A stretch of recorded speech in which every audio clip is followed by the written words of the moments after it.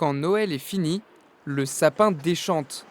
Il est parfois délaissé sur le trottoir, un cadeau empoisonné pour les communes. C'est embêtant parce qu'effectivement, votre commune doit ensuite les ramasser au titre de la salubrité, puis pour assurer la continuité de la circulation. Et puis, ils peuvent éventuellement être mélangés avec d'autres déchets, donc non valorisables derrière, contrairement aux déchets que vous amenez en déchetterie.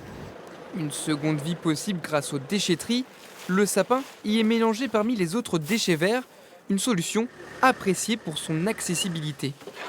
On le fait chaque année en fait, on préfère retraiter nos déchets tout simplement, surtout que c'est un exemple pour les enfants, je pense que c'est le plus important. C'est ce qui est le plus proche de chez nous, c'est forcément le plus simple, et on sait qu'ils prennent tout, ils nous prennent aussi les cadeaux des enfants, enfin les cartons des cadeaux, donc ça permet de tout retraiter d'un coup en fait, beaucoup plus facile. Mais d'autres alternatives existent et certains préfèrent s'occuper du sapin eux-mêmes.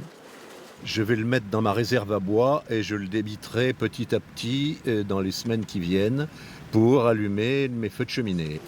Après la déchetterie, les sapins ne sont pas brûlés mais broyés. 100% recyclables, le conifère libère ensuite des éléments nutritifs et fertilisants pour les sols. Ils deviennent du compost après une fermentation de 3 à 6 mois.